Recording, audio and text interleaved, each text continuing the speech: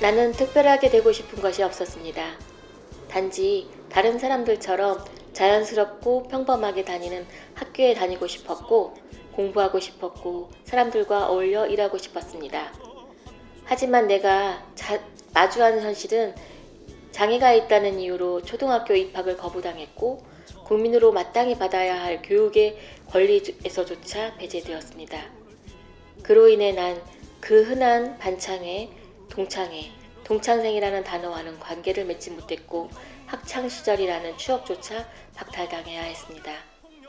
지독한 사춘기 시절, 저는 20살이 되기 전에 죽게 해달라고 간절한 기도를 했습니다. 아무것도 할 수 없다고 하고 아무것도 하지 못하게 하는 이 세상에서 삶을 살아야 할 의미조차 찾을 수 없었으니까요. 유일하게 내가 할 수 있었던 죽음에 대한 간절한 기도마저도 하늘에 닿지 않아 지금 이 자리에 서 있습니다. 성인이 되어서 유년 시절과 별반 달라진 것이 없었습니다. 그럴 때마다 사회는 장애가 있는 나로 인해서 문제가 있다는 것처럼 이야기해왔고 저 또한 그것이 진실인 줄 알고 살아왔습니다. 그렇게 살아오면서 결혼하고 아이를 키우면서 항상 머릿속에 물음표가 따라다녔습니다. 왜? 무엇 때문에?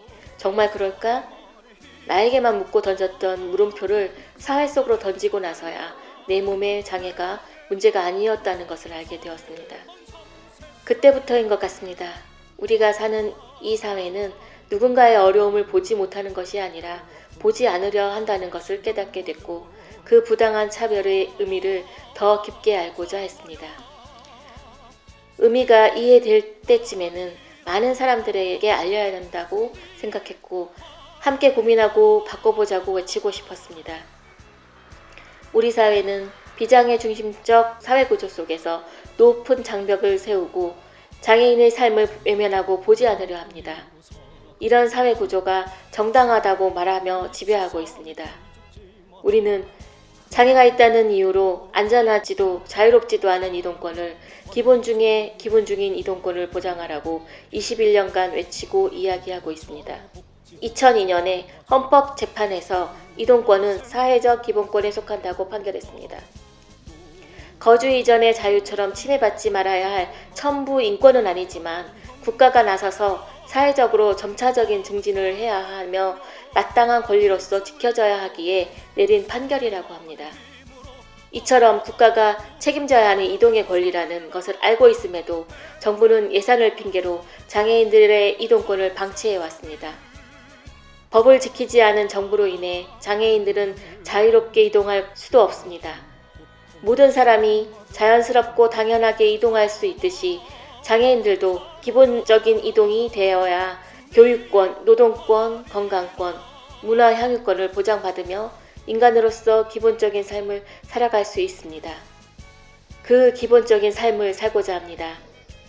나는 평범하고 소소하게 살고 싶습니다. 그 평범하고 소소한 삶을 위해 오늘 저는 삭발을 합니다. 제 기억엔 없지만 아마도 태어나 100일이 되었을 때 머리를 밀었을 때 이후로 처음인 것 같습니다. 이 나라를 지키는 부사관이 되겠다며 대학 기숙사에서 열심히 공부하고 있는 눈물 많고 마음 여린 큰아들에게 차마 말을 하지 못했습니다. 함께 사는 중학교 3학년 막내 아들은 혹시나 놀랄까 엄마가 이런 이유로 삭발을 한다고 하니 엄마가 나쁜 일을 하는 건 아니잖아요. 그래서 괜찮나요? 라고 말을 해주어서 오늘 삭발 투쟁을 할 수 있었습니다. 기본 중에 기본인 안전하고 자유로운 이동, 장애인들의 이동권을 보장을 위해 21년을 비가 오나 눈이 오나 뜨거운 태양볕이 내리쬐는 폭염 속에서도 귀가 떨어져 나갈 듯한 혹한의 추위 속에서도 쉬지 않고 외쳤습니다. 그런데 그 절실한 외침에 돌아온 답변이 너무도 참담합니다. 이준석 대표는 불법 시위를 하는 장애인, 볼모로 잡힌 시민이라는 말로 장애인과 비장애인을 갈라치게 하며 장애인을 혐오의 대상으로 몰고 있습니다.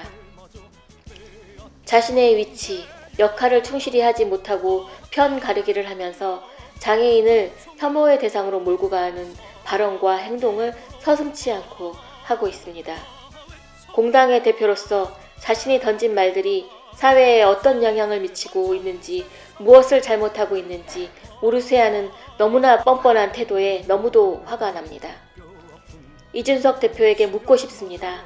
당신이 생각하고 말하고 있는 시민 속에는 장애를 갖고 살아가는 사람들은 시민에 속하지 않는 것인지요? 이준석 대표에게 묻고 싶습니다. 당신이 생각하고 말하는 시민 속에는 장애를 갖고 있는 사람들은 속하고 있지 않는 건지요? 장애를 갖고 살아가는 사람들의 삶은 지역사회에서 삶이 아닌 시설 안의 삶이 기본이라고 생각하고 있는 건지요? 당신이 말하는 시설 안에서 살고자 한다는 60%의 장애인들에게 자유롭게 이동할 수 있고 교육받을 수 있고 노동할 수 있고 지역사회에서 그들이 원하는 삶을 살 수 있다고 말했다면 진정 그분들이 시설에서 살고 싶다고 말했을까요? 인간이 공기로 숨을 쉬는 것, 생명을 유지를 위해 물을 마시는 것은 너무도 당연한 것처럼 장애인들이 대중교통을 타고 함께 타자고 하는 것이 시민들을 볼모로 잡고 불법을 저지르는 것인가요? 이준석 대표의 당신이야말로 자신의 정치 세력을 위해 시민을 선동하고 갈라치기 하며 장애인을 혐오의 대상으로 몰고 가고 있습니다. 그런 대표는 국민을 대표할 수 없습니다. 약자를 밟고 발판으로 삼으려는 그런 대표는 반드시 사퇴되어야 합니다. 저는 대한민국의 장애 여성이자 시민으로서 당신의 그런 행동을 좌시하지 않겠습니다. 누구도 배제되지 않는 장애인의 보편적인 일상의 삶을 위해 이동권, 교육권, 노동권, 탈시선을 위해 끝까지 함께 행동할 것입니다. 투쟁!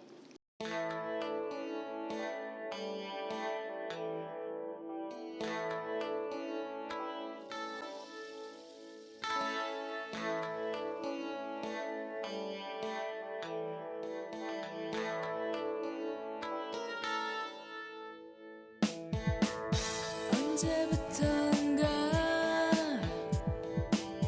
아침에 태양은 날 위한 게 아니라고 말하고 있었지. 나의 바람과 나의 소중한 꿈들은 비참히 찢겨져 버린 채 방구석에 파묻히고 난 못 받고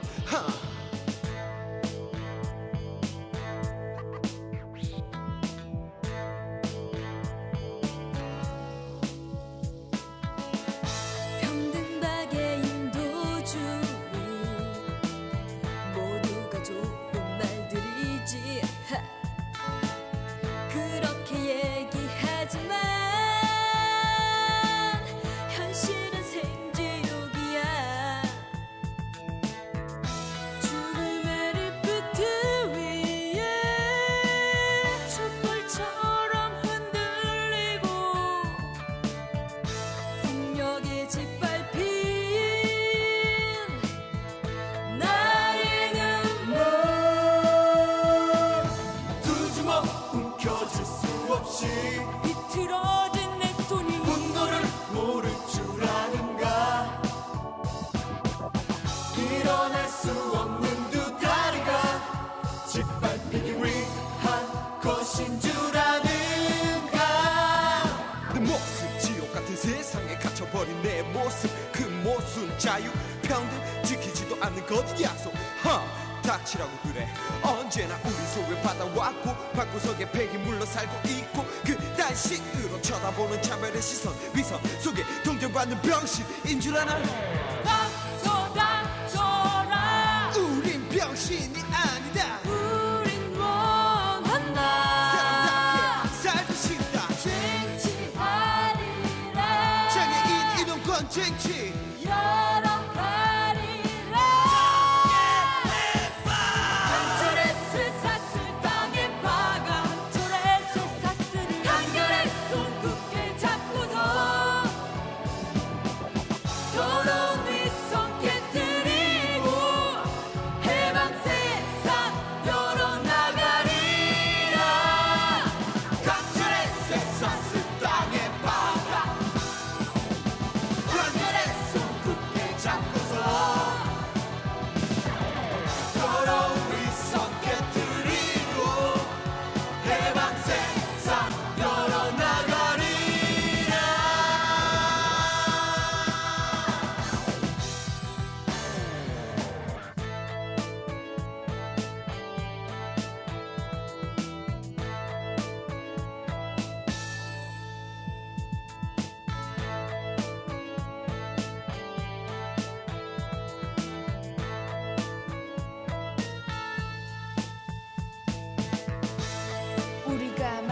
싶은 건 모든 사람들은 다 함께 살아야 한다는 당연한 말.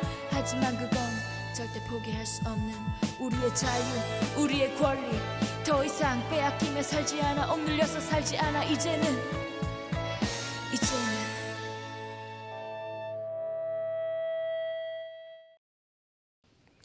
안녕하세요. 자립 이야기를 진행하는 수진, 병석, 혜수입니다.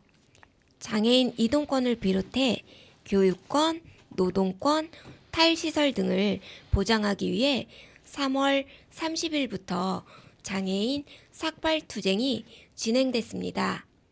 앞서 들으신 것은 옥천 장애인 자립생활센터 임경미 소장님의 결의문입니다. 오늘부터 우리는 장애 인권을 다루는 인터넷 신문 비마이너에 실린 35차의 결의문을 하나하나 낭독하려고 합니다. 삭발투쟁에 대해 이야기하기 위해 두발의 의미를 먼저 되돌아봅시다. 비장애인에게 두발은 어떤 의미인가요? 각자의 개성을 표현하는 도구이기도 하고 의사나 결의를 표현하는 수단이기도 하죠. 맞아요. 학창시절 학교에서 두발 자유를 규제받아 본 적이 있나요? 네. 두발 제한 규정이 있는 학교에서 자유를 제한당하면 두발 자유에 대한 요구가 나오기 마련인데요. 두발은 내 신체의 일부이고 내 자유의지 여부가 중요한 문제잖아요. 장애 당사자는 머리카락을 통해 자신의 자유의지를 표현하기가 쉽지 않은 환경이에요.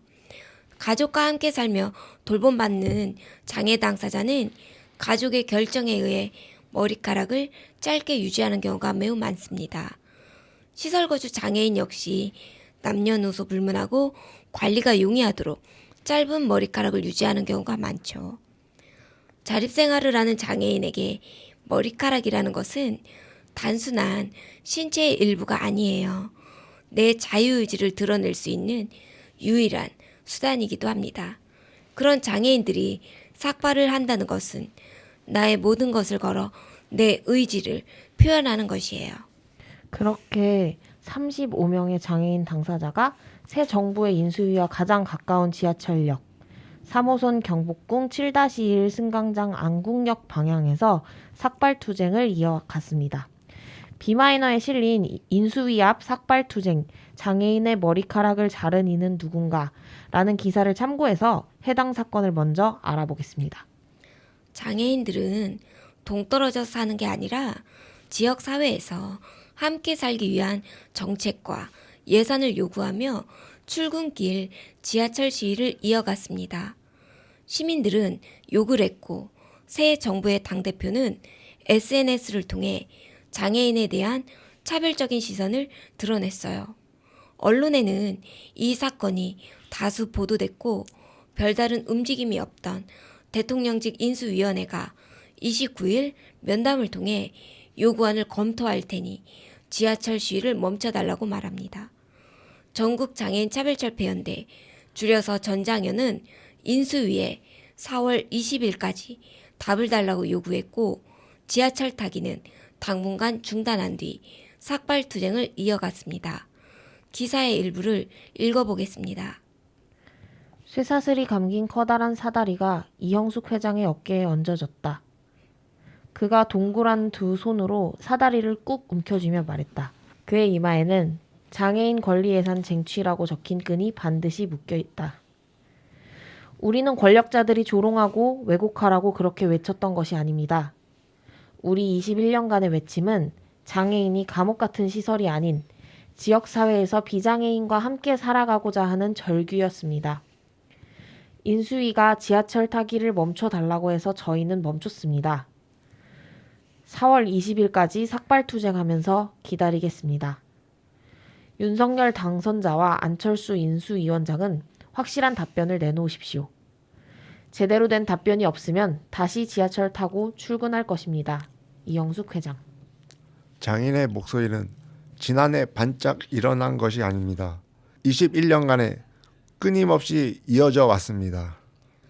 전장현의 지하철 시위에 대해 국민의힘 이준석 당대표는 3월 25일부터 30일까지 페북 계정에 총 19개의 게시물을 올렸습니다. 사실과 다른 이야기로 사안을 왜곡한 것은 물론 경찰과 서울교통공사에 물리적 진압을 주문했고 장애인 혐오 발언에 물꼬를 텄습니다. 전장현 박경석 대표는 전장현은 권력을 탐하는 조직이 아니라 권리를 쟁취하는 조직이다. 무시되는 장애인의 기본적 권리에 대해 우리는 저항하겠다면서 이준석 대표가 사과하지 않을 경우 당대표와 국민의힘을 향한 투쟁을 별도로 선포하겠다 선언하기도 했습니다. 이 사안을 제대로 이해하기 위해서는 전장현을 비롯해 장애인들이 무엇을 요구하고 있는지 생각해 봐야 합니다. 전장현은 4월에 확정되는 실링 예산에 장애인 권리 예산을 포함할 것을 요구합니다. 장애인 권리 예산에는 특별교통수단 운영비에 대한 국비 지원, 장애인 평생교육시설 운영비에 대한 국비 지원, 활동 지원 하루 최대 24시간 예산 국가 보장, 탈시설 예산 24억 원을 거주시설 예산 6,224억 원 수준으로 증액하는 내용 등이 포함됩니다. 각각 어떤 내용인가요? 먼저 특별교통수단 운영비에 대해 국비 지원부터 이야기해 볼게요. 특별교통수단은 현재는 국가가 예산을 지자체에 떠넘기고 있어서 지자체의 재정 자립도에 따라 지원 편차가 너무 큰 상황입니다. 지역별로 특별교통수단을 이용하는 시간이나 차량, 숫자 등의 차이가 너무 크죠. 전국 어디서나 안정적으로 이용할 수 있도록 국비로 지원해야 한다는 의미예요. 어디든 이동이 불가능하면 아무것도 할 수 없잖아요. 이동권은 교육을 받기 위해서도, 직장에 가기 위해서도, 문화생활을 하기 위해서도 보장해야 하는 기본적인 권리인데 보장되지 않고 있어요. 비장애인은 전국 어디서나 교통수단을 이용할 수 있는데요. 어느 정도 비슷해야겠죠.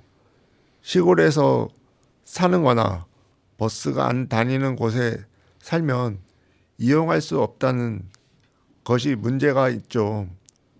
요일별로 운행을 하는 특별교통수단은 운행하지 않은 시간도 있고 아예 이용할 수 없는 곳도 있어요.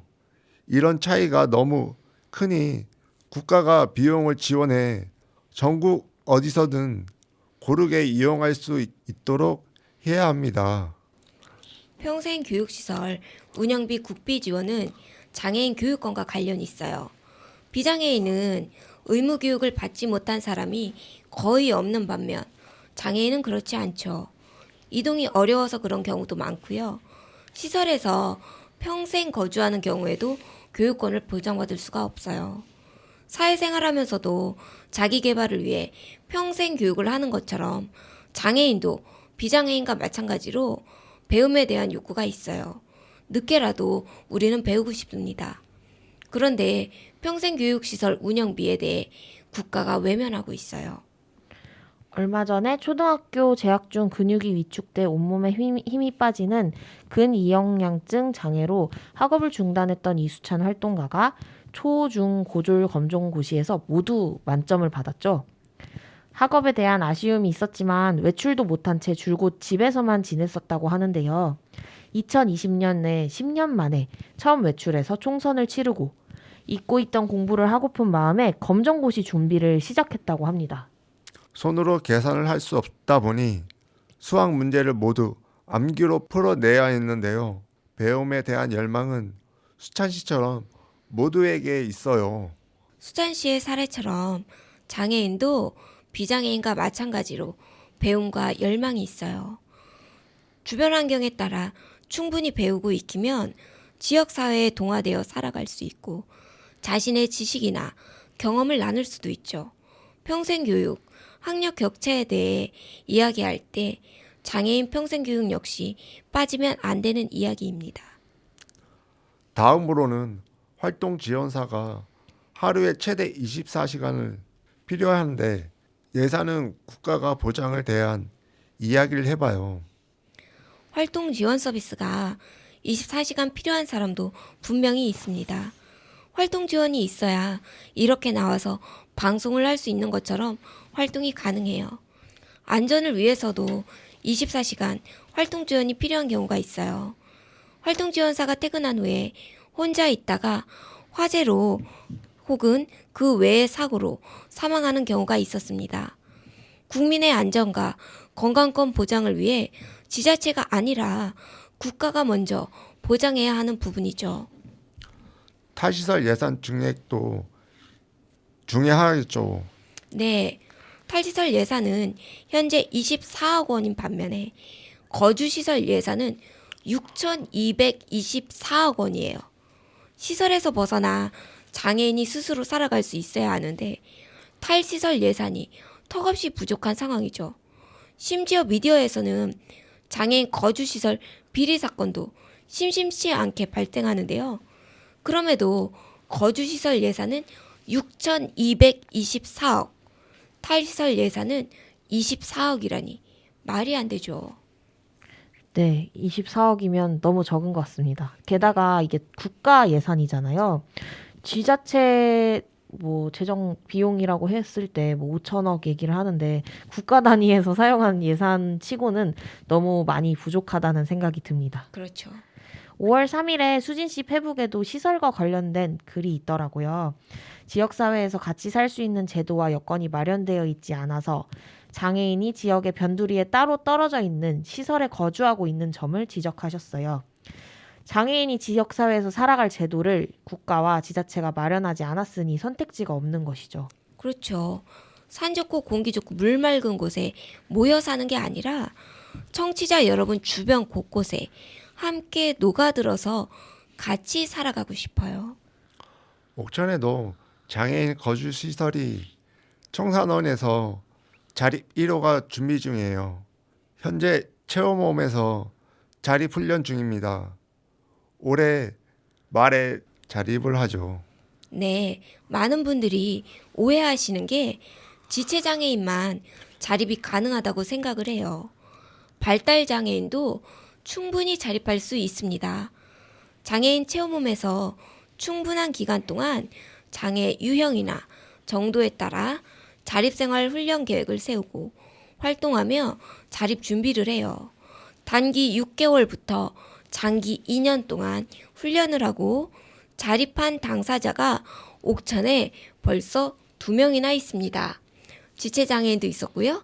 발달장애인도 있었어요. 체험을 끝내고 자립 대기 중인 사람도 있습니다. 비장애인도 독립을 하려면 시행착오를 겪는 것과 마찬가지예요. 기간의 차이가 있을 뿐이죠. 맞아요. 처음부터 집안일도 잘하고 자립을 할 수 있는 사람이 누가 있을까요? 저도 처음 자취했을 때 공과금은 어떻게 내는 건지, 이게 뭐가 변기가 문제가 생겼는데 어떻게 뚫어야 되는 건지 어려운 점들이 정말 많아서 좌충우돌 했었는데요. 모든 사람에게는 준비와 훈련이 필요할 뿐입니다. 자립을 위해서는 일자리도 굉장히 중요하잖아요. 권리중심 중증 장애인 맞춤형 공공일자리 제도에 대한 요구도 있는데요. 어떤 이야기일까요? 보통은 우리가 일자리라고 하면 비장애인 중심의 일자리를 생각하는 경우가 무척 많죠. 뭐 일반적으로는 컴퓨터 앞에서 일하는 사무직을 상상하기 쉬운데 권리중심 공공 일자리라고 하면은 노동의 개념 자체를 바꾸는 노동입니다. 그러니까 노동에 내 몸을 맞추는 게 아니라 내 몸에 노동을 맞추는 거죠. 그러니까 내가 할 수 있는 노동을 하는 거예요. 장애인이 장애인의 몸에 맞는 노동을 하는 거죠. 예를 들면 저희가 편의시설 조사를 하러 다니는 거, 그것도 노동이 될 수 있는 거고요. 그리고 노들 야학이라고 있어요. 여기서는 장애 당사자들이 요들이나 이런 합창을 해요. 그래서 그런 공연도 하고요. 그리고 지역사회에서 우리도 공연할 일이 많잖아요. 그렇죠. 그럴 때 나가서 공연을 하는 거죠. 그것도 일자리 사업이 될 수 있다는 거예요. 그러면 주변에서 장애 당사자가 저런 노동을 하고 있구나라고 사람들한테 좀 더 쉽게 장애인이 노동하는 모습을 보여줄 수가 있는 거죠. 우리 동네에서도 상담을 하기도 하고 편의시설 조사를 직접 하셨죠, 병석 씨. 네, 제가 지금 자조 모임이라는 회원들을 모임하고 있는데 저희도 작년에 몇 명이지 8명이서 모여서 난타를 했거든요. 2달 동안 연습을 해서 했는데 옥천 장애자립센터에서 영화제를 했을 때 저희가 공연을 해서 재밌게 했는데 공연을 해서 올해 소풍도 가고 놀러도 저번 주에 다녀왔거든요. 그걸로 인해 도시락도 사 먹고. 네, 편의시설 조사도 직접 하셨잖아요. 네. 혹시 편의시설 조사하러 다니면서 어떤 것들을 보셨나요? 오래됐지만 작년에 공원에 대한 옥천에 한 9군데 공원이 있더라고요. 근데 막상 가보면은 턱도 높고 화장실도 안 좋고 장애 화장실 들어가면은 이게 장애인 화장실인지 뭔지도 잘 모르겠고 하면서 조사를 많이 했는데 그래도 저희가 건의를 해서 그런가 선사공원이 주차장도 그렇고 뭐도 안 좋아요. 너무 주차장이 잘못 만들어져 있어서. 근데 올해 우연치 않게 지나가다 보니까 거기를 다 바꾸고 있더라고요. 근데 바꾸고 있는 거를 봤는데 그 다음에는 안 가봐서 일단 모르겠어요. 가 보면은 얼마나 더 잘 돼 있는지는. 또 올해는 키워스크를 조사를 했거든요. 키워스크라면 아는 분도 있겠지만 모르는 사람도 많더라고요. 저도 몰랐어요. 키워스크가 뭔지. 키워스크는 직접 주문하는 게 아니라 우리가 컴퓨터로 이용해서 주문을 하는 거거든요. 불편한 점이 한두 개가 아니더라고요. 너무 높고 아니면은 계산할 수도 없고 카드를 집어넣을 수도 없고 하는 데가 많이 불편한 게 많더라고요. 그리고 예전에 법원도 모니터링을 했었고요. 경찰서, 지구대도 편의시설 모니터링을 갔었는데 사실 법원이나 경찰서, 파출소, 지구대 이런 곳은 시민 누구나 가는 곳이잖아요. 그쵸, 그쵸. 그런데 장애인 접근권이 상당히 열악했어요. 그러니까 파출소에 화장실에 턱이 있거나 아니면 휠체어가 안에 진입할 수 있는 공간이 협소하다던가 아니면 장애인 화장실이 따로 마련되어 있지 않은 상황에서 그곳에 또 청소 도구들이 쌓여 있거나 그리고 뭐 진입 안 되는 곳이 너무 많았어요. 법원도 마찬가지였죠. 그러니까 법원은 장애 당사자는 저희가 피의자든 피해자든 아니면 법조인이든 간에 장애인은 진입 자체가 어려운 경우가 굉장히 많았어요. 이런 걸 저희가 편의시설 조사나 이런 다양한 조사를 저희 당사자의 눈으로 직접 조사하고 이런 사례를 모아서 이거를 개선하기 위한 그런 방안을 마련하는데 활용을 하는 거죠. 네. 실제로 안에 장애인 화장실이 있으니까 다들 장애인 화장실이 있네라고만 생각을 하는 경우가 많은데 입구가 좁아서 못 들어가는 경우도 많다면서요. 형식적인 경우가 네. 굉장히 많고요. 실제로 휠체어가 진입하기에는 폭이 좁거나 아니면 턱이 있어서 진입이 어렵거나 아니면 진입을 했는데 그 안에 청소 도구를 보관을 해서 넓은 공간이 활용하기 어렵게 되는 경우도 있고요. 그리고 그 안에서 휠체어가 회전할 폭이 나와야 하는데 그 폭이 안 되는 경우도 있고 또 잡아라라고 이렇게 쭉 잡아당겨서 네. 문을 닫는 형식의 문은 안전하지 않잖아요. 그렇죠. 사실 그런데 장애인 화장실은 그런 게 설치된 경우도 있고요. 그리고 슬라이딩 도어라고 해서 이렇게 밀면서 열어지는 게 있어요. 근데 그 도어를 열고 들어가서 닫을 수 있는 공간이 안 나오는 경우도 있고요. 여러 가지 문제가 있어서 이런 거는 장애 당사자가 직접 그들의 눈으로 우리가 몸소 모니터링 할 때 이걸 개선 방향을 찾기가 쉬운 거죠. 그것뿐만 아닙니다. 안에서는 뭐 여닫이 있고 다 있고 들어가면 괜찮은데 처음부터 입구부터 입구부터 여닫이가 돼 있으니 이때까지 제가 조사한 바에는 입구에는 화장실이 다 열고 들어갈 수 없어요. 그러니까 이런 거를 휠체어를 타고 있는 저희 장애 당사자가 조사하는 것과 비장애인이 이 정도면 규격에 맞지, 이 정도면 되겠지 하는 거하고는 차이가 있다는 거죠. 그쵸, 그쵸. 공연을 통해서 활동하는 것 역시 노동이 될 수 있고, 아니면 다른 사람을 상담하거나 우리 동네 편의시설 조사 등 장애 당사자의 눈으로 직접 조사를 할 때 우리 사회에 도움이 되는 데이터가 축적되는 것이기 때문에 이 자체가 정말 노동으로서 귀한 가치가 있는 것 같아요. 그렇죠. 지역사회 변화를 이끌어낼 수 있으니까요. 네, 이쯤에서 노래를 한 곡 듣고 오려고 하는데요. 김병석 씨가 추천해 주신 곡을 먼저 들어볼게요. 어떤 곡인가요? 이 곡은 제가 처음 다쳤을 때 중환자실에 있을 때 느꼈던 노래예요. 백재영의 총 맞은 것처럼. 총 맞은 것처럼 정신이 너무 없어 웃음만 나와서 그냥 웃었어 그냥 허탈하게 웃으며 하나만 묻자 해서 우리 왜 헤어져 어떻게 헤어져 어떻게 구멍난 가슴에 우리 추억이 흘러넘쳐 잡아보려 해도 가슴을 막아도 손가락 사이로 빠져나가 심장이 멈춰도 이렇게 아플 것 같진 않아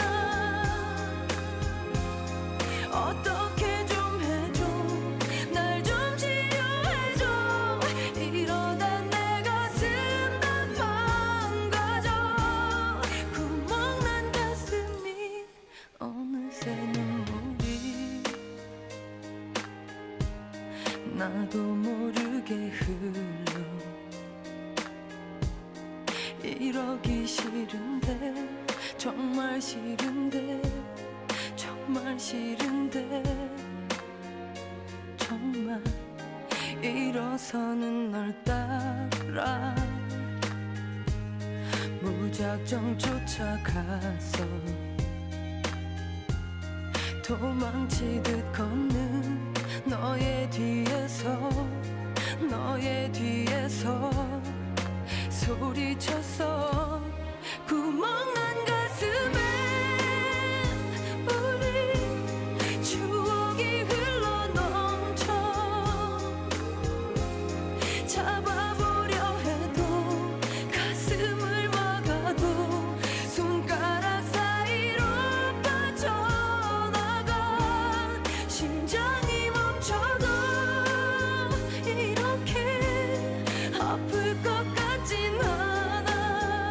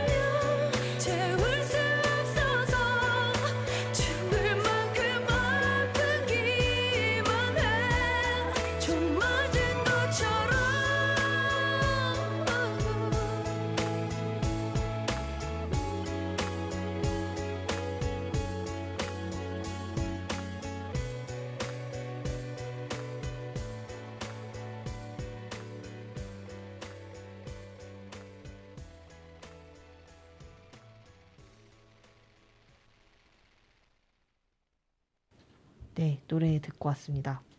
저희가 오늘 준비한 이야기들은 장애인 삭발투쟁에서 나왔던 이야기들이기도 하고 그동안 장애 당사자들이 계속해서 이야기해온 내용이기도 해요. 오늘부터 B마이너의 동의를 구했고요. B마이너에 실린 결의문을 하나씩 읽어드리려고 합니다.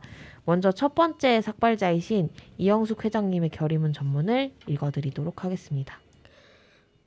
1차 삭발 결의자 이형숙, 서울시 장애인 자립생활센터 협의회 대표. 2021년 12월 3일 금요일 세계 장애인의 날 해단식에서 교통약자 이동지원, 이동편의증진법 연내 개정을 위해 매일 아침 8시에 해화역 승강장에서 출근 선전전을 하기로 결의했습니다. 12월 6일 월요일부터 아침 8시에 출근 선전전을 시작했습니다. 지하철을 이용하며 지나다니는 시민들의 언성이 높아졌습니다. 아침부터 왜 승강장에서 시끄럽게 떠드냐고 비난했습니다. 가끔 휠체어를 탄 장애인들이 줄지어 지하철에 승차하여 연착되면 시민들은 욕설을 퍼부었습니다. 정말이지 처음에는 난감했습니다. 일단 지하철을 타고 시민들에게 우리의 목소리를 알리는 것이 중요했기에 창피를 무릅쓰고 그 욕설을 참아냈습니다. 추운 겨울 캄캄한 새벽에 시민들의 욕설을 들을 생각에 심란한 마음을 잡고 매서운 겨울바람을 맞으며 해화역 승강장으로 아침 8시 출근 선전전에 나갔습니다. 우리는 매일 아침 8시에 해화역 승강장에서 출근 선전전을 했습니다. 그리고 지난해 12월 8일엔 해화동 거리에서 당시 국민의힘 대선 후보자였던 윤석열 후보도 만났습니다. 그 자리엔 이준석 국민의힘 당대표자도 함께 있었습니다. 장애인들이 불편한 것은 들어주어야 한다고 했습니다. 여야 국회의원들은 교통약자 이동편의증진법 개정안을 그해 12월 31일에 통과시켰습니다. 그런데 문제는 이제부터 시작이었습니다. 법은 개정되었지만 법을 지킬 수 있는 예산은 없었습니다. 21년을 외쳤는데도 장애인이 비장애인과 함께 살아갈 수 있는 세상의 변화는 정말 쥐꼬리만큼씩밖에 이루어지지 않았습니다. 21년을 장애인도 이동하고 싶다고 외쳤습니다. 21년을 장애인도 교육받고 싶다고 외쳤습니다. 21년을 장애인도 일할 수 있는 기회를 달라고 외쳤고 21년을 감옥 같은 시설이 아닌 지역사회에서 함께 살고 싶다고 외쳤습니다. 우리는 2월 3일부터 아침에 지하철을 타고 장애인도 출근하기로 했습니다. 출근도 하고 해화역 승강장에서 아침 선전전도 했습니다. 어마어마한 욕설이 쏟아졌습니다. 시민들은 장애인의 혐오를 수만 개의 욕설로 퍼부어냈습니다. 아침에 지하철을 타고 출근 선전전을 하고 나면 머리가 띵하면서 아무 생각이 나질 않았습니다.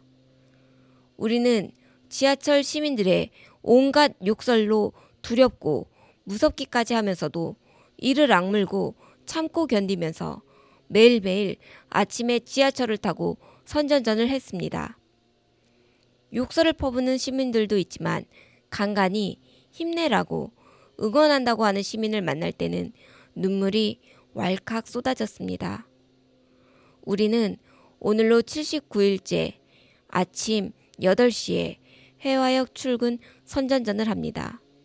우리는 어제까지 26번째 장애인도 지하철 타고 출근합시다를 했습니다. 시민들은 장애인을 혐오하는 욕설을 뱉으면서 왜 아침부터 남의 출근도 못하게 하냐고 소리를 질렀습니다. 단 몇 분, 몇십 분을 참지 못하고 사정없이 욕설을 날렸습니다. 제가 지하철을 타고 선전전을 시작하면서 제일 먼저 하는 말이 시민 여러분, 불편을 끼쳐드렸다면 정말 죄송합니다. 입니다. 장애인으로 살면서 항상 무엇이 미안한지, 무엇이 죄송한지 입에 껌딱지처럼 달고 말을 합니다. 왜 장애인은 세상을 살면서 매번 미안해야 하고 죄송해야 합니까? 지하철의 시민들은 장애인이 열차를 지연시켜 화가 나서 욕하는 것 같지만 그렇지 않았습니다. 길을 가다가도 휠체어가 걸리적거린다고 욕하고 엘리베이터를 좀 늦게 타도 욕하고 식당에 들어가도 휠체어가 공간을 많이 차지한다고 뭐라 하고 단 한 번도 시민들은 장애인을 바라보는 시선이 곱지 않았습니다. 명확하게 장애인의 혐오와 차별이 밑바닥에 깔려 있었습니다. 우리는 매일 집을 나서면서 먹먹한 가슴을 달래며 해화역 승강장 선전전과 지하철 출근 선전전을 했습니다. 오늘은 또 시민들이 얼마나 무시무시한 욕설을 할까? 우리의 간절하고 절박한 심정을 단 한 사람이라도 함께 목소리를 낼 수 있으면 하는 바람으로 매일 아침 출근 선전전을 하였습니다. 어느 날 갑자기 이준석 국민의힘 당대표는 장애인에 대한 혐오와 차별을 서슴없이 공론화시켰습니다. 21년을 외친 장애인의 목소리를 하루아침에 깡그리 짓밟아 버렸습니다. 하지만 가장 소외되고 배제되어 온 장애인은 그 생각보다 단단하고 끈질깁니다. 우리는 21년을 외쳐서 미세하게나마 세상을 바꾸어내고 있습니다. 공권력으로 세상을 뒤흔드는 사람들에게서는 느낄 수 없는 강고한 힘이 우리에게는 내재되어 있습니다. 우리는 약속을 지킬 것입니다. 지하철을 타고 출근은 하지 않겠습니다. 윤석열 당선인과 안철수 인수위원장의 답변을 기다리겠습니다. 우리는 매일 삭발투쟁을 하면서 4월 20일까지 기다리겠습니다. 그러나 만약 답변이 오지 않으면 4월 20일에 장애인은 다시 지하철을 타고 출근하겠습니다. 동지들과 함께라면 혐오와 차별에 맞서 외칠 수 있을 것 같습니다. 누구도 배제되지 않는 세상을 위하여 끈질기게 외치겠습니다. 결의문 듣고 왔습니다. 결의문을 읽고 나서 저희가 결의문에 대해서 생각을 좀 나누는 시간을 갖기로 했는데요. 김병석 활동가님 혹시 결의문 들으면서 어떤 생각하셨나요? 그러게요. 왜 말한 듯이 왜 맨날 죄송하고 왜 뭘 할까? 비장애인만 출근하는 것도 아니고 장애인들도 출근할 수도 있는데 그런 생각이 좀 드네. 장애인들도 언제든지 출근해야 되는데 장애인이 왜 미안을 해야 되는지. 저는 중도 장애인이잖아요. 네.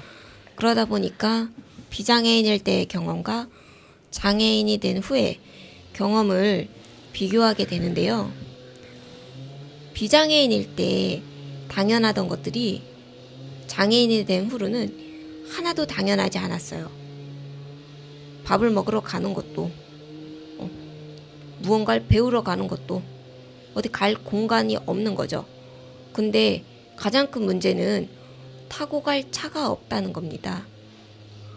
처음 장애를 입고 퇴원할 때 타고 올 차가 없는 거예요. 퇴원을 못할 뻔했어요. 장애인이 이동할 수 있는 교통수단이 전무하다는 거 생각해 보셨나요? 시골에 지금 대중교통 버스가 일찍 차편이 끊기고 시골 곳곳에 대중교통이 가지 않아서 고립되는 그런 상황이 발생하잖아요. 그렇죠. 그분들 굉장히 불편하시겠죠. 장애인은 평생을 그렇게 살고 있다는 거예요. 옥천에 교통약자 이동지원센터 차량이 생긴 것도 장애인의 투쟁을 통해서 생겼잖아요. 그렇죠. 그 차량이 생기기 전에 옥천군 장애인의 이동권 현실은 정말 깜깜했던 거예요. 그런데 지금도 사실 그다지 여의치 않은 상황이죠. 야간이나 뭐 점심시간 때, 이럴 때 이동이 어려우니까요. 항상 느껴요. 장애인은 왜 항상 미안해야 하고 이동하는 기본적인 권리를 위해서도 우리는 구걸하듯이 애원해야 하는가? 우리는 왜 매번 이런 걸 투쟁으로 얻어내야 하는가? 인간이라면 누구나 이용하는 당연한 이동권. 이건 굉장히 보편적인 개념이잖아요. 그런데 그 보편적인 권리에서 장애인은 왜 항상 배제되어 있는가? 장애인에게 해주는 거는 혜택이라고 생각을 하는 건지, 당연하게 이동을 해야 하는 건데 왜 그거 하나 하면서 큰 선심 쓰듯 하는지, 우리는 왜 대중교통을 이용하기 위해서 미안해하고 죄송해해야 하는지, 장애인은 죄인인지, 이 땅에 장애인은 비장애인이 아닌 사람은 죄인으로 살아야 하는가? 언제까지? 권력자가 허락해 줄 때까지? 우리는 언제까지 그렇게 살아야 할까요? 투쟁을 할 때 비장애인들이 그런 말 많이 하죠.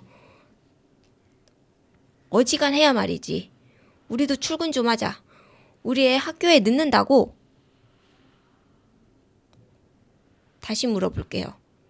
언제까지 장애인은 집안에 처박혀 있어야 합니까?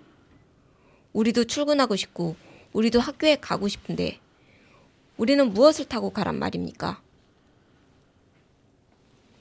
당신의 아이가, 당신이 직장에 가고 학교에 가고 하는 건 당연한 것이고, 장애 당사자가 이동할 수단이 없어서 학교에 못 가고 직장에 못 가고 집안에 처박혀 있는 건 당연한 것입니까? 장애인이 당신의 시간을 1분, 10분, 30분 멈췄다고 해서 당신의 일생이 크나큰 손해가 끼쳐집니까? 장애인은 왜 평생을 집안에 처박혀서 이동도 못하고 미안해하며 살아야 하는 겁니까? 이런 생각을 하는 내가 이기적인 것인가? 이런 요구를 하는 장애 당사자들이 정말 이기적이어서 여러분께 피해를 끼치고 있는 것이라고 생각을 하십니까? 말씀드렸다시피 저는 중도 장애인입니다. 비장애인일 때는 경험하지 못한 것들을 경험하고 있습니다. 제가 편리하게 탔던 엘리베이터, 장애인의 투쟁으로 지하철 역사에 설치됐고 확산이 됐습니다. 장애인의 투쟁으로 만들어진 교통약자 이동지원센터 차량, 노인들도 편하게 이용합니다. 장애인의 투쟁으로 만들어진 저상버스, 유아차나 몸이 불편한, 다리가 무릎이 불편한 어르신 누구나 이용합니다. 그 또한 장애인의 투쟁으로 만들어진 것입니다. 장애인의 투쟁으로 인해서 변화된 것들을 우리 모두가 누리고 있고 우리 모두에게 편리함을 가져다 주었습니다. 이 순간 장애인의 투쟁으로 인해서 여러분의 시간이 10분, 30분 지연될 수는 있습니다. 그러나 장애인의 평생이 지연되고 있다는 것에 대해서 한 번쯤만 생각해 보셨으면 좋겠습니다. 장애인을 비난하기 전에 이 땅에 정치인들 그리고 예산을 가지고 장애인의 삶을 좌지우지하는 기획재정부를 향해 함께 목소리를 내주셨으면 좋겠습니다. 장애인도 시민이고 국민이고 이 땅에 같이 살고 있는 존재라는 것을 그들이 알 수 있도록 여러분께서 함께 살자고 같이 목소리를 내주셨으면 좋겠습니다. 박수갈채를 치고 싶은 연설이었습니다. 생각나는 대로 얘기했습니다. 네, 저도 들으면서 생각이 많았는데요. 일단 앞서 계속 요구했던 교육권 같은 경우에 무상교육이 진행되고 누구나 교육을 받을 권리가 당연하다고 이야기를 하면서 정작 비장애인에게 당연하다고 얘기를 하면서 장애인에게는 당연하지 않은 현실을 우리가 많이 생각을 해봤을까라는 생각이 들었고, 또 이동권 같은 경우에 진짜 우리 모두 이동하기 어려우면 할 수가 없잖아요. 청년 문제 이야기를 할 때도 항상 얘기가 나오는 게 우리가 차량을 살 돈도 없고 뭐 대중교통이 잘 돼 있는 것도 아니다 보니까 특히 면 단위에 사는 청년들 같은 경우에는 문화시설을 누리려고 해도 아니면 내가 뭔가 배우고 싶어도 아니면 일자리를 찾으러 가려고 해도 가기가 너무 어렵다. 그래서 내가 여기서 살기 어렵다라는 이야기를 하는데 마찬가지인 거잖아요. 우리 저번에 김병석 활동가님과 함께 같이 이야기를 나눴는데 단기형으로 공공에서 진행되는 일자리가 너무 짧은 시간에 일자리를 하는 사람들은 배울 수 있는 것도 없고 일자리를 제공하는 지자체나 아니면 국가 입장에서도 사실 그게 예산이 그냥 너무 단순한 업무에 사용이 되는 경우가 많은데 그 예산을 실제로 청년들, 장애인들이 함께 성장할 수 있고 자기들이 잘할 수 있는 영역으로 개선했을 때 실제 일자리의 효용 가치가 있는 거잖아요. 지역사회에 대한 애정도 같이 생길 것 같은데 뭐 인구가 줄어든다, 뭐 사람이 없다 말은 하면서 정작 일자리를 경험하고 있는 사람들의 입장은 고려하지 않는 정책이 펼쳐지고 있다는 생각이 들었어요. 원래부터 당연하게 우리가 이동하지 못했지만 지금 이동할 수 있는 게 당연하게 여겨지고 뭐 기차 타고 어디든 갈 수 있다, 택시를 타도 된다, 뭐 버스 타고 우리가 갈 수 있는 곳이 많다라고 이야기를 한다면 장애인이건 비장애인이건 누구나 그렇게 다 이용을 할 수 있어야 되는데 지금 교통시설은 그렇지 않은 거잖아요. 그러니까 제가 예전에도 얘기했잖아요. 우리의 세계는 다 연결되어 있다고. 그렇죠. 저희는 농촌 지역이죠. 그리고 밤 8시만 되면 다 깜깜해지죠. 맞아요. 네. 대중교통이 농촌, 저쪽 시골 곳곳에 몇 시에 막차일까? 거의 6시, 7시 된 막차입니다. 자, 그러면 변두리에 거주하시는 분들은 말 그대로 그들의 이동권은 늦은 시간까지 보장이 되지 않는 거죠. 그렇죠. 네. 그러면 저희의 불편함과 어느 정도 맞닿아 있는 지점이 있다는 거예요.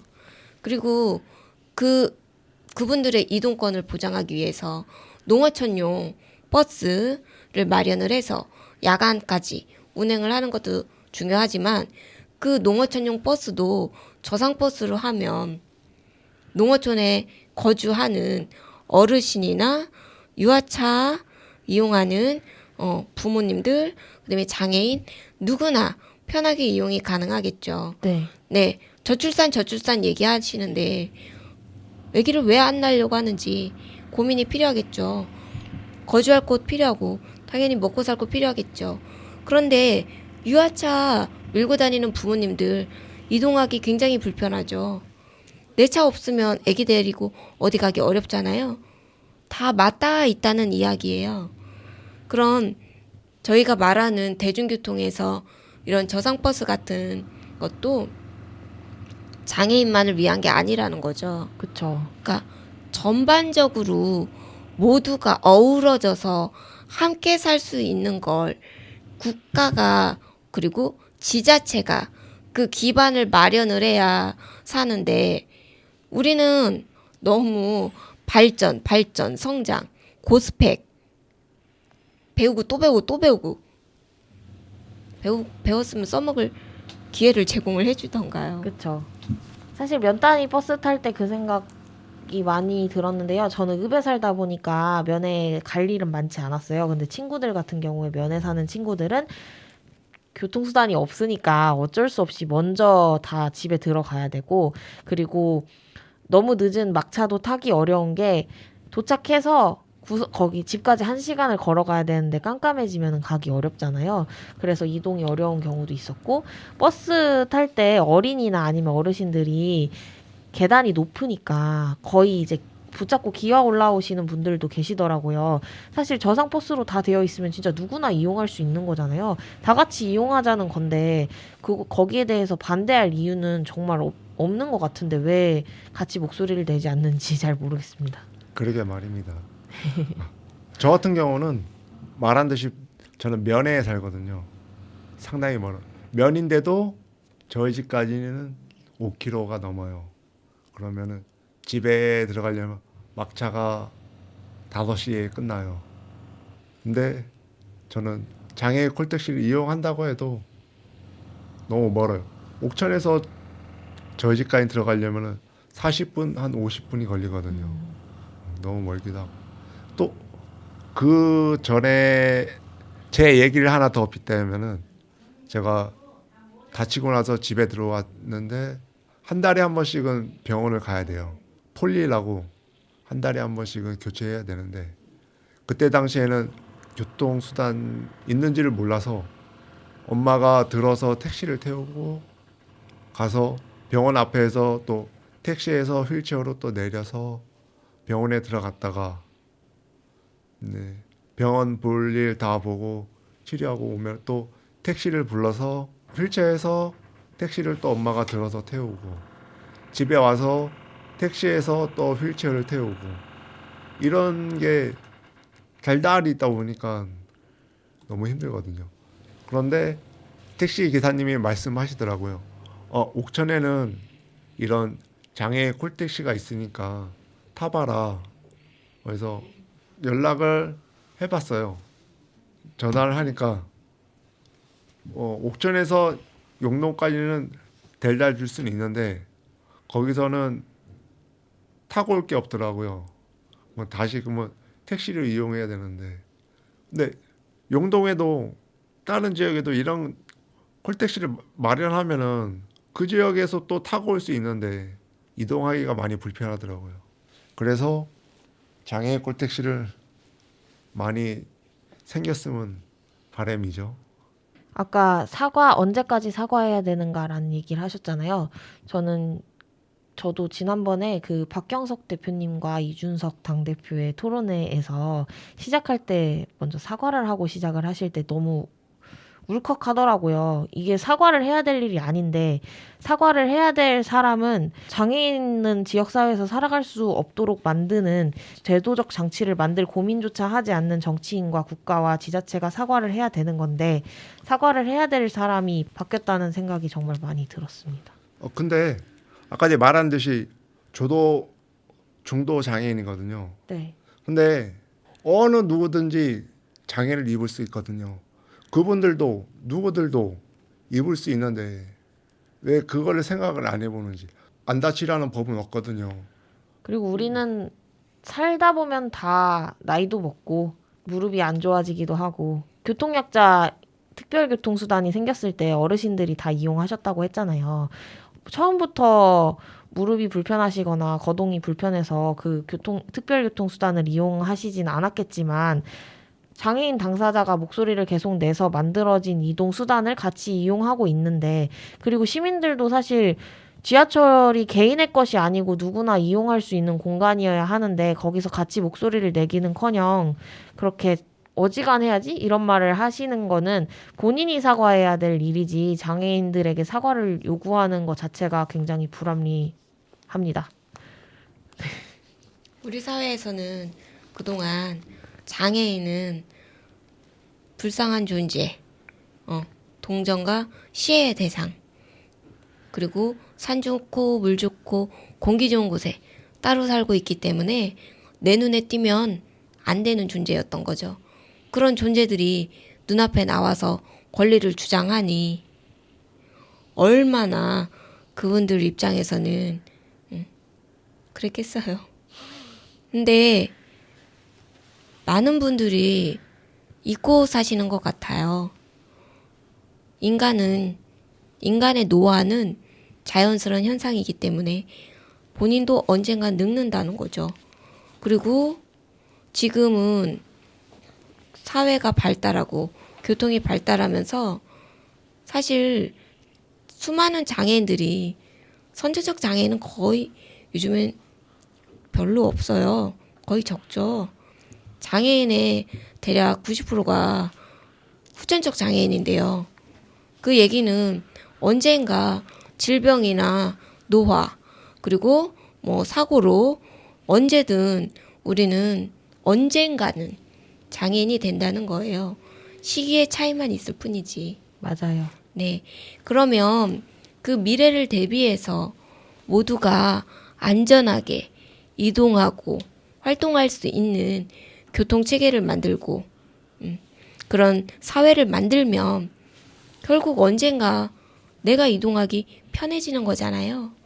그런데 이런 거에 장애 당사자들이 이렇게 움직일 때 같이 목소리를 내기는커녕 이렇게 비난을 하거나 안 좋은 소리 할 때 많이 속상하죠. 미래를 생각해서 함께 해주셨으면 좋겠어요. 네. 오늘 방송은 여기서 마무리를 해야 할 시간인 것 같아요. 다음 시간에도 또 이어서 투쟁 결의문을 읽고 같이 이야기를 나눠보는 시간을 갖겠습니다. 오늘의 마지막 곡은 수진 씨가 선정해 주셨는데요. 어떤 곡일까요? 네. 제목이 의미심장합니다. 임재범의 이 또한 지나가리라. 네, 그럼 마지막 곡 들으면서 오늘 우리 방송 마무리하도록 할게요. 다음 시간에 또 열심히 들어주시면 감사하겠습니다. 다음 시간에 또 만나요. 안녕.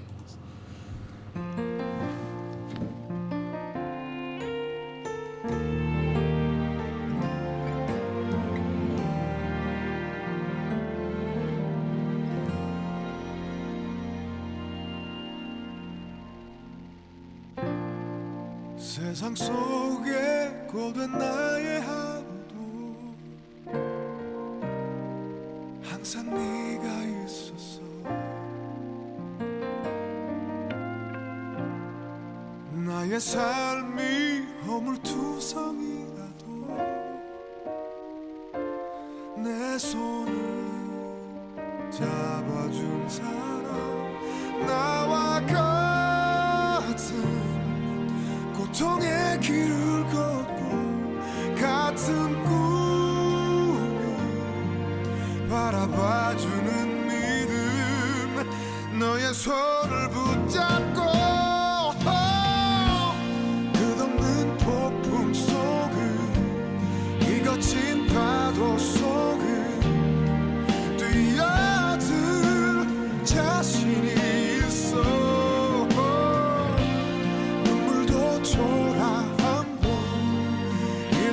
지나가리라. 너와 함께 내 마지막까지.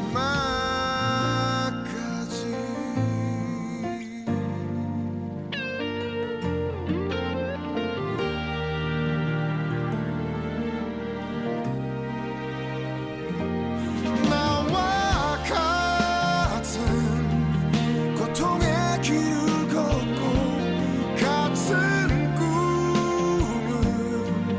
바라봐주는 믿음, 너의 손을 붙잡고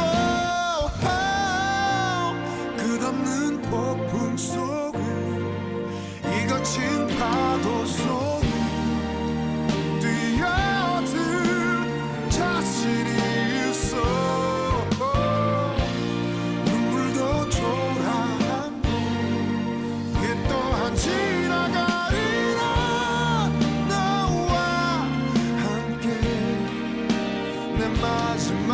마지막까지 해낼 수 있다는 마음과 넘어지고 일어서는 말없는 그 강인함으로 칼날 같은 길 위에 서 있어도 끝없는 폭풍 속을 이 거친 파도 속을 자신이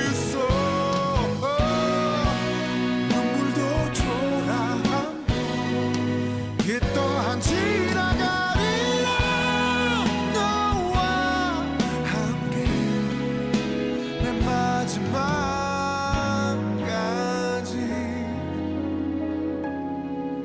너와 내 삶의 끝